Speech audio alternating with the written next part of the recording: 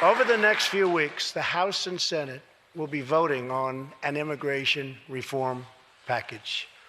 In recent months, my administration has met extensively with both Democrats and Republicans to craft a bipartisan approach to immigration reform. Based on these discussions, we presented Congress with a detailed proposal that should be supported by both parties as a fair compromise, one where nobody gets everything they want, but where our country gets the critical reforms it needs and must have.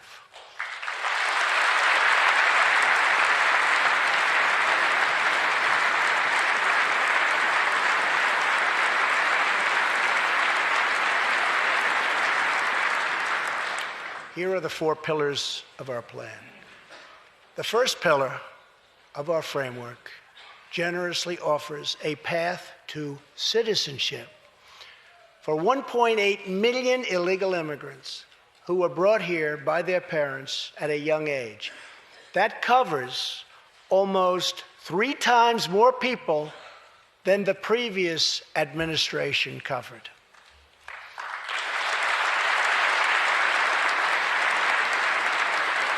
Under our plan, those who meet education and work requirements and show good moral character will be able to become full citizens of the United States over a 12-year period.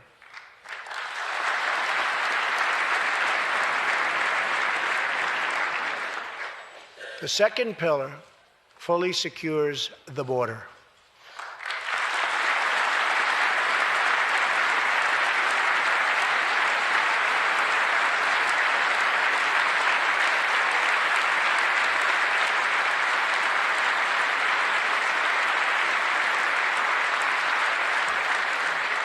That means building a great wall on the southern border, and it means hiring more heroes like CJ to keep our communities safe.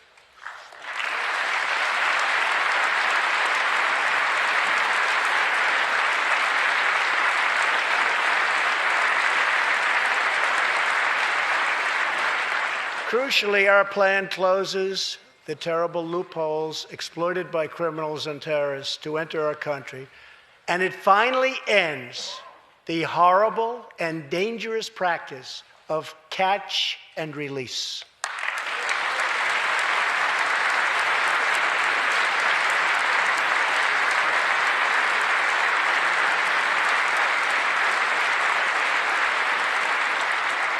The third pillar ends the visa lottery, a program that randomly hands out green cards without any regard for skill, merit, or the safety of American people.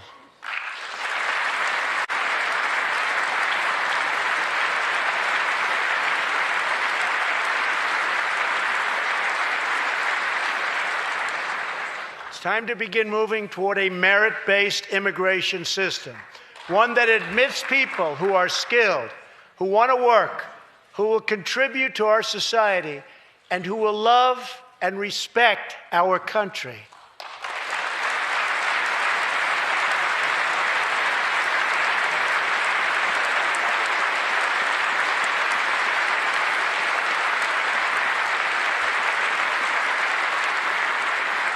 The fourth and final pillar protects the nuclear family by ending chain migration.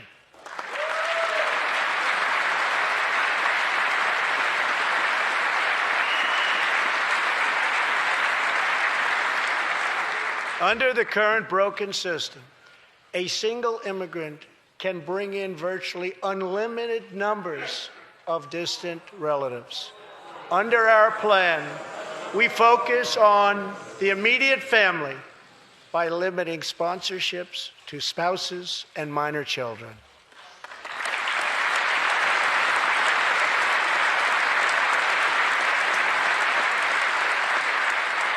This vital reform is necessary not just for our economy, but for our security and for the future of America.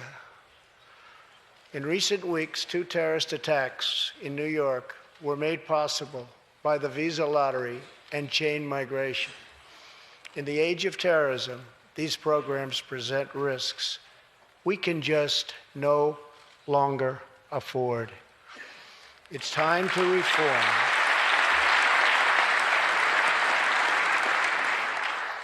these outdated immigration rules and finally bring our immigration system into the 21st century.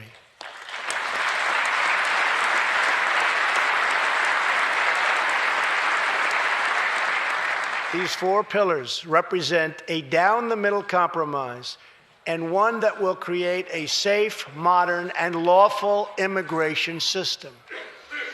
For over 30 years, Washington has tried and failed to solve this problem. This Congress can be the one that finally makes it happen. Most importantly, these four pillars will produce legislation that fulfills my ironclad pledge to sign a bill that puts America first.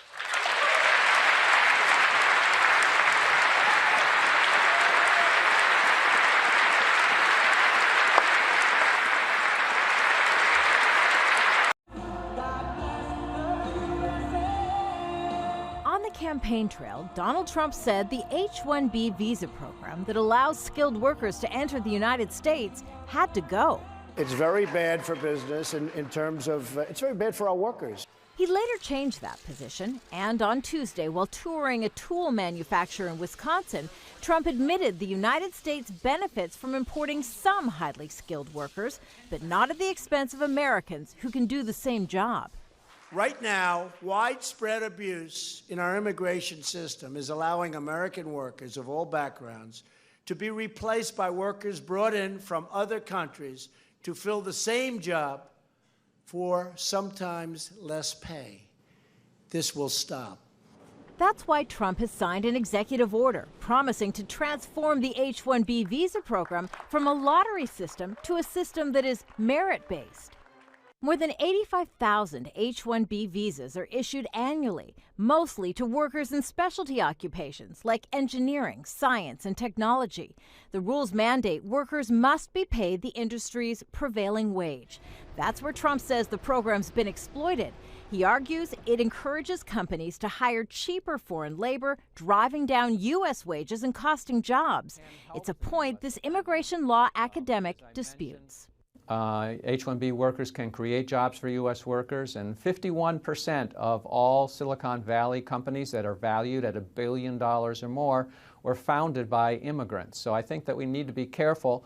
Still, Trump says he's delivering on a campaign pledge to make policies to hire American and buy American products a priority. This historic action declares that the policy of our government is to aggressively promote and use American-made goods and to ensure that American labor is hired to pay for that wall. Yeah. Mark my words. Yeah. Mexico can pay for the wall, just so you understand. We're going to build the wall. Mexico's going to pay for the wall 100%. 100%. And yes, we will build a wall. And Mexico is going to pay for the wall.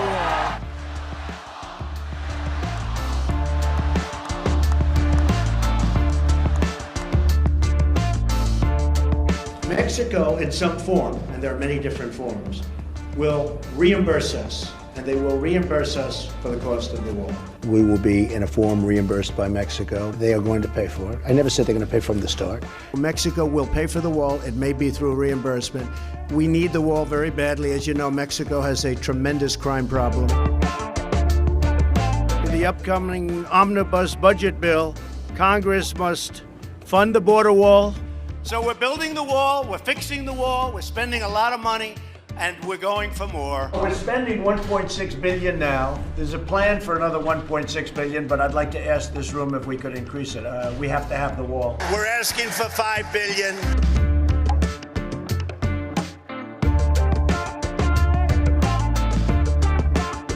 I would have no problem doing a shutdown. It's time we had proper border security. The shutdown can also take place after the election. I happen to think It's a great political thing.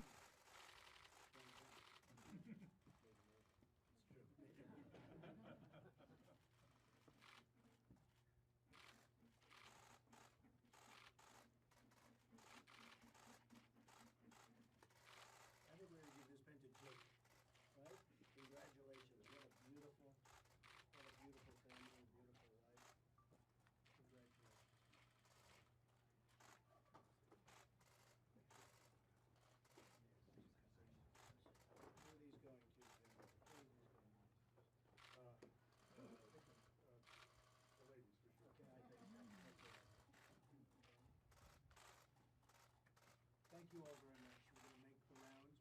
We'll be giving a tour, and we'll be seeing you in a little while with the next speech. Thank you very much.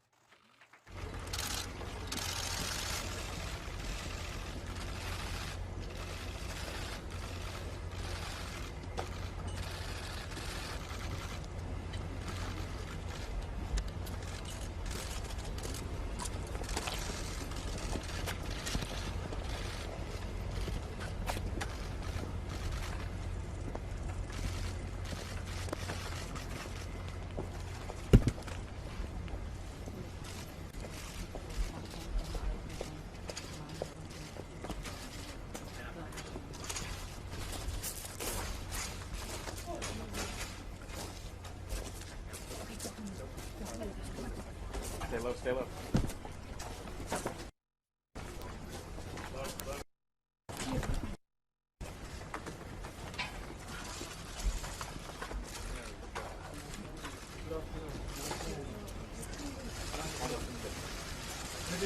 Good to see you again.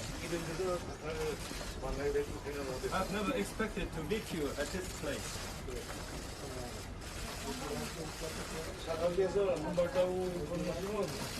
If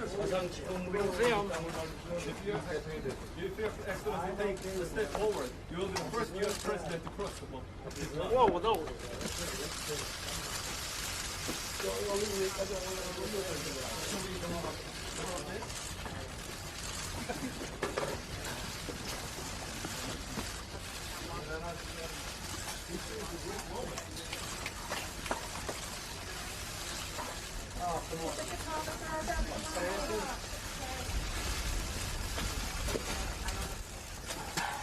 Get out of the way. Move. Clear. Move. All of you. Hey. Clear. Come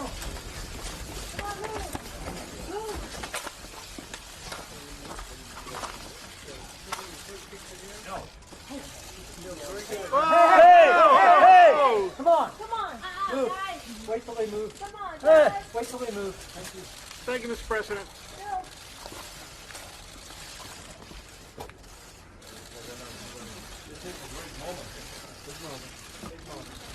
Big progress. Tremendous progress. 됐습니다. Okay, guys, come on. Come on. 자, 올라가겠습니다. Where are they going? Straight. They're going straight. Side.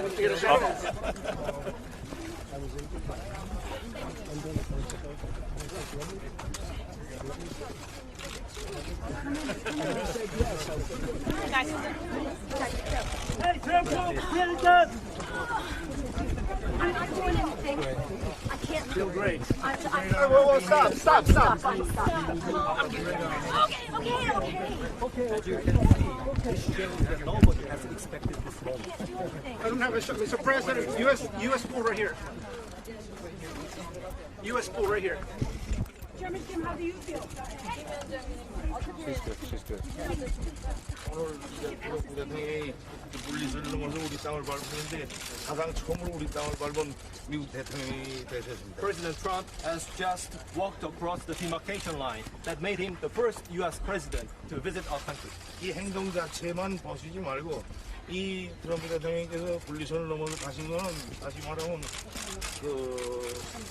좋지 않은 그 과거를 청산하고 앞으로 좋은 앞날을 개척하려는 트럼프 대통령이 그 남다른 용단의 그 불변이라고 생각합니다. I believe, just looking at this action, this is an expression of his willingness to eliminate all the unfortunate past and open a new future. I just want to say that this is my honor. I didn't really expect it. We were in Japan for the G20. We came over and I said, hey, I'm over here. I want to call Chairman Timp.